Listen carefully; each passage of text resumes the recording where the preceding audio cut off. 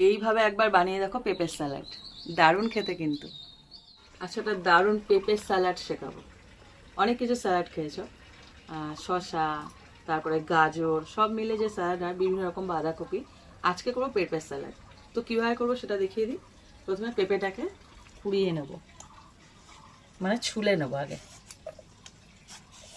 দেখো পেঁপেটাকে আমি পুরো ছুলে নিয়েছি ভালো করে, একটু স্কিন নেই।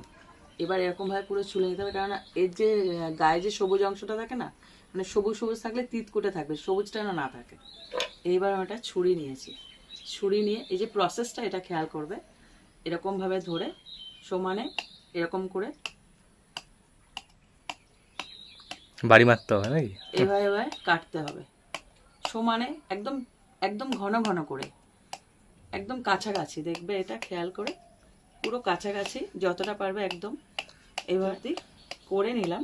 এবার একটা এরকম ছাড়ানোর মতো একটা কি, এটা কি বলে, পিলার, পিলার দিয়ে এটাকে ছুলবো। দেখবে যখনই বেরোবে এরকম পাতলা পাতলা বেরোবে। আগে ওরকম করে নেওয়ার এইটাই কারণ, এই যে পাতলা পাতলা অংশটা পাওয়ার জন্য। দেখো যখনই বেরোবে কি সরু সরু আর কি পাতলা পাতলা বেরোচ্ছে, একদম ফাইন, একদম পাতলা। কি সুন্দর না? দেখো পেঁপেটাকে আমি পুরোপুরি কুড়িয়ে নিয়েছি, ঝুড়ি বাজার মতো হয়ে গেছে। কি সুন্দর একদম পাতলা পাতলা। এটা খেতে সুবিধা হবে আর খেতে ভালো লাগবে। এর উপর দিয়ে দিচ্ছি, এটা খেয়াল করবে পাকা লঙ্কা যেন হয়, কাঁচা লঙ্কায় কিন্তু মানে যেন লাল লঙ্কা হয়, সবুজ না হয়। দেখতে ভালো লাগে নাকি? দেখতে ভালো লাগবে। এর মধ্যে দিয়েছি টমেটো কুচি, লাল লঙ্কা, লাল টমেটো।